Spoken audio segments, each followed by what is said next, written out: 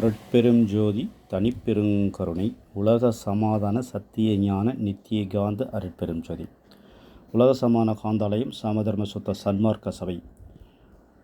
தனி மனித அமைதி உலக அமைதி, தனி மனித ஆரோக்கியம் உலக சமூக ஆரோக்கியம் என்ற அடிப்படையில் இந்த உலக சமாதான காந்தாலயம் நிறுவப்பட்டிருக்கிறது. ஒவ்வொரு மனிதனும் சமுதாய நோக்கத்தோடும் ஆரோக்கியத்தோடும் அமைதியோடும் வாழ்வதற்கான சுற்றுச்சூழலை உருவாக்குவது உலகம் முழுவதும்.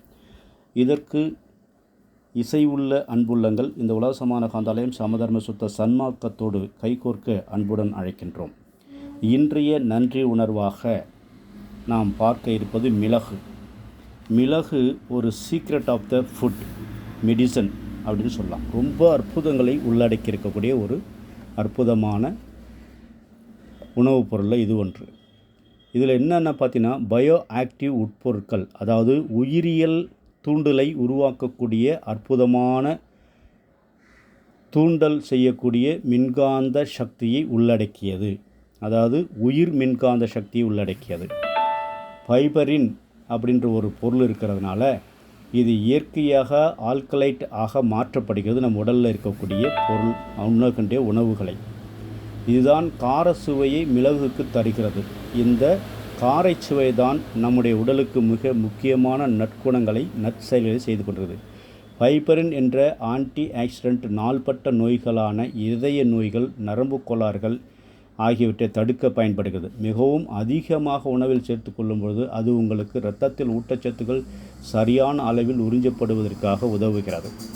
செரிமான ஆரோக்கியம் மற்றும் குடல் நலனுக்காக உதவுகிறது. மிளகு வயிற்றில் ஹைட்ரோகுளோரிக் அமிலத்தை சுரக்கும். இதனால் உங்களுக்கு நல்ல செரிமானத்தை கொடுக்கிறது.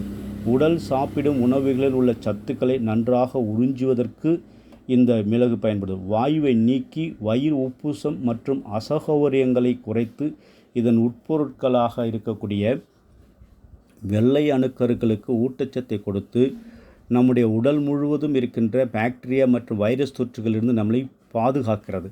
மிளகின் ஃபைபரின் மற்றும் சாவிசின் போன்ற ஒலியோரெசின்ஸ் மற்றும் ஆல்கலைட்கள் ஆகிய ஊட்டச்சத்துக்கள் இதில் அடங்கியிருக்கின்றன. இது ஆன்டி ஆக்சிடென்ட் புளோவனைட்களாக இருந்து நம் உடலுக்குள்ளே நாம் உண்ணுகின்ற உணவில் வேலை செய்கிறது. இதனால் செரிமான மண்டலம் ஆரோக்கியத்தை அதிகப்படுத்த இந்த மிளகு பயன்படுகிறது.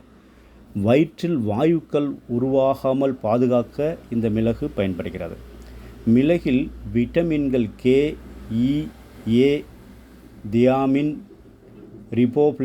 ரிபோப்ளவின், போன்டோதொனிக் அமிலம், விட்டமின் B6, காப்பர், மக்னீசியம், இரும்புச்சத்துக்கள், calcium, phosphorus, potassium, selenium, zinc, chromium ஆகிய சத்துக்கள் நிறைந்திருக்கின்றன. மிளகில் உள்ள மக்னீஸ் எலும்பு ஆரோக்கியத்துக்கு உதவுகிறது. காயங்களை ஆற்றுகிறது. உடலின் வளர்சிதை மாற்றத்தை ஊக்குவிக்கிறது.